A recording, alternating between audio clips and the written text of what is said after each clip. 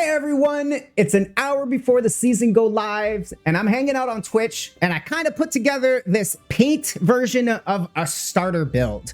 Now, I want to emphasize this right out the gate. This build is meant to level and get to maps around time mark 7, time mark 8. This is not the most optimized to the moon end game build. This is literally meant for players who are completely lost and looking for at least something to start with. That is the sole purpose of this video and these guides to help you.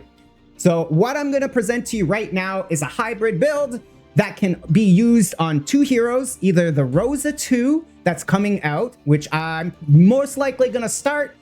The other option that this exact same build will work on is Rosa2. Which one do I think is going to be stronger on? I hate to say it, but probably Rosa2. And the only reason I'm going to say Rosa2 has the advantage here is one, she is the new hero, so she's probably going to be a little bit overtuned to make up for that fact. And two, the treasure troves are probably going to be more generous for her. And because this guide is meant to just level with, the treasure troves is going to be the priority source of our gearing process, at least for the majority of the early game. And that alone will pit Rosa2 ahead. So that's that if you need to decide. But anyway, we're going to dive into it. Once again, this is for Rosa2 and Rosa2. We're going to start off with the assassin tree. Wait, no, it's not the assassin. Hunting, sorry. Hunting tree. Goddess of Hunting is the first tree we're going to go to. And as you can see, I've circled what we're picking. And I've put little numbers in the order we are going to pick them. So we're going to put the first 3 points in 1, the second 3 points in 2, 3, 4. So that's 3, 6, 9, 12 points, right? And now we have 12 points, so we can jump up to here. And we're going to go 5, 6, 7, 3, 3, 1. At this point, you only need 24 points, but we're going to put 26 points in here because being 2 points away from this, you might as well get it. It's a big damage boost, and it's the first tree, so we're going to be using it for a long, long time. So I highly recommend going 26 points in. I know it's a little weird, but that's what we're going to do. These are the two main things we're going to get. I believe this is a new one called Think Twice. I may be wrong. And if it's named differently, I forget. But, you know, match the picture is my advice. This is rushed. That is correct. So that is the one you will get there. So that is our first tree. Now, the next tree we're going to go to is, if I can find it, is the assassin tree. All right. Boom. Oh, wow, this is weird. All right. So in the assassin tree, I use the same system here so you can follow what we're doing. And we're going to put 3 points into the damage, attack speed, go back up to damage so we can get 12 points. Once we have the 12 points, we're going to fill out the top half of this tree. And then we're going to put the last 4 here. This conveniently will leave us at 24 points, which is what we need to get the major talent note, which is conductive. As you can see, I put it right in the middle.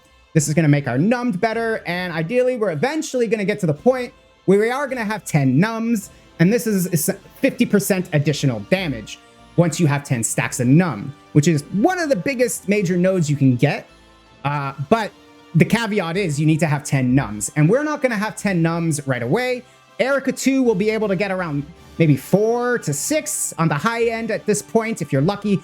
The Rosa2 will probably be getting around 2 to 3 nums. So don't go all in on the num yet, but this is just, you know, preemptively getting ahead of everything. All righty, let's see what we got here. After this, we are going to go to the Steel Vanguard. Following my same numbering and coloring system, this is how you will place the points in. We're going to put 3 points here, 3 points, and then the attack speeds. Hopefully this is where the attack speeds are. I didn't get it wrong, but attack speed is what you're looking for. We're going to put the 4 up here. At this point, we have the 12. We're going to jump ahead to the new focus skill line down here. We're going to grab some additional damage up here.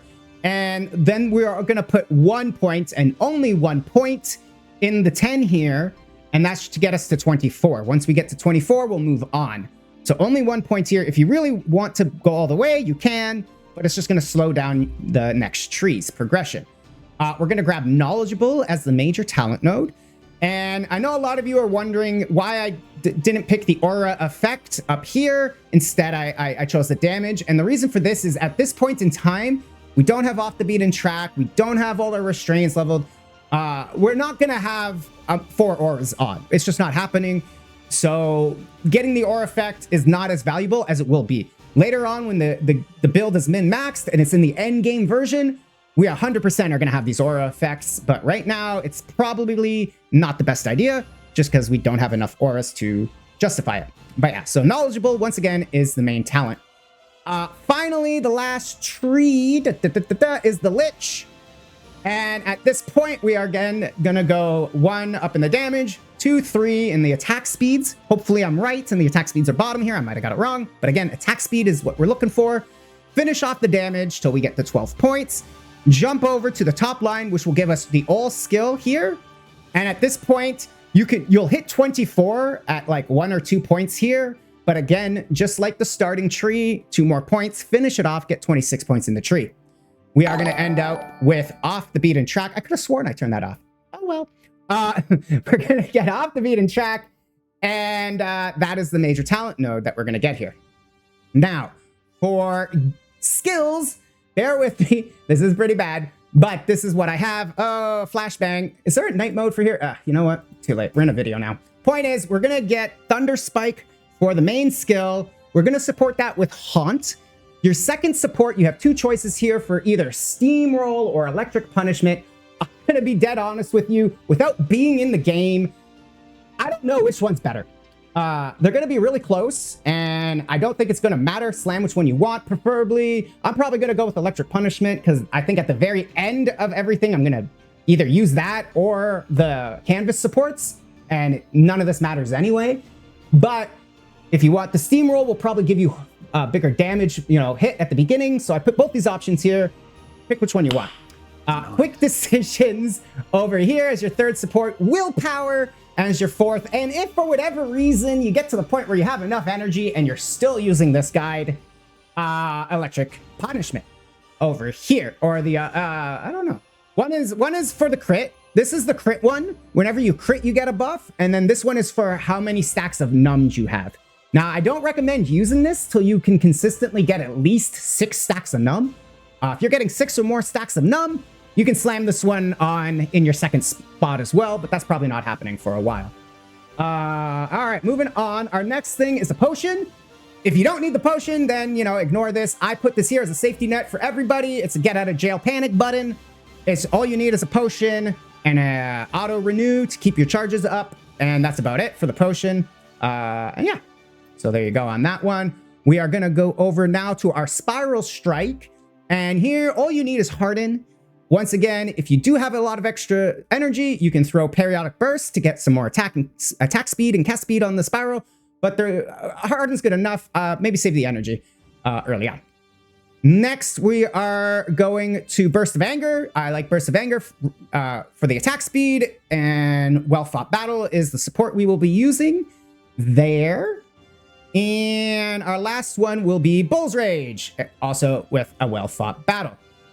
All right, now for our passives, we are going to have a Thunder Focus as our first one with a Restrain and the Imbue Acceleration. This is free. It's not going to add more mana, and it's just going to boost the cast speed of your Imbue. Now, at this point, I want to point out that you can, in theory, eventually move your imbues up to your main hotbar, in which case we will be removing the potion, we will be removing the Bull's Rage and or the Burst of Anger or something to make room for the imbues here, and then have auras on the back line, the passive skills, right? So the reason we're not doing that in this guide is because, again, we're not going to have the mana compensation to support all these auras. So I'm going as basic as I can here for you, so you can fit this in without doing any crazy mana manipulation, and it'll just be easy plug and play, and you'll be good to go. If you are advanced and you have lots of extra mana compensation, definitely work towards squeezing 4 auras on your bar. And the auras you want are either damage or defense, depending on what gaps you need to fill. But for now, we are doing it this way, and I'm just going to continue on with what we have planned, all right? So the Thunder Imbue is your first one, and again, you got the Restrain and that. Followed by your second one would be the Weapons Amp. Here, I like this one. If you prefer the other one, I forget what it's called. Fearless. I think it's called Fearless, the aura. That one gives you a little less damage, but some crit, which is also nice. So both of these are good. The reason I like Weapon Amp is because it's going to give us paralysis, in theory, when we get to that point. But if you are using the Red Umbrella, and you have paralysis anyway from having a leveled up Red Umbrella, you can just slam the Fearless aura instead here, and you're good to go. And right, where are we? After this point, we have our Acuteness Imbue with the same thing that we had on our Thunder Imbue, the Restrain and the Imbue Acceleration. And last but not least, Swiftness, because I like to go fast. Now, again, if you have room for mana, you can put in something like a Frost Elemental to regain your life and then get rid of the potion. And use Swiftness and Frost Elemental would be the first upgrade of mana. If you get to 40%, you're putting in the 2 auras and getting rid of the potion. You see where I'm going with this? So definitely update it based on your aura's needs. As far as gear, I don't have gear to show you because, one, it's hard to do without being in the game. And the reality is the majority of your gear is coming from those treasure troves. And I don't know what Rosa2 has in store. And I don't really know what Erica 2 has in her treasure troves. But I do know that either way, I'm going to be using those gears pretty much until the very end. Main stats you're looking for are physical damage, weapon damage, added flat damage at either of the elementals, lightning, physical, cold, fire. These are all good to be adding. And that's about it. Get your crits, get that, and that should be more than enough to get you to go. Now, once again, this is a good starter setup for both Rosa2 and Erica 2. Exact same build, both characters will perform the same way. Rosa2 is probably going to be slightly ahead just because she's the new hero. Now, I do plan to update this as soon as I beat Traveler with whichever character I do start with, and I will put that build up in a proper video guide. So stay tuned for that, but hopefully this was enough to get you guys going. I will be streaming live. If you haven't yet, join me over on Twitch, and I'll see you all when the season starts. Bye-bye.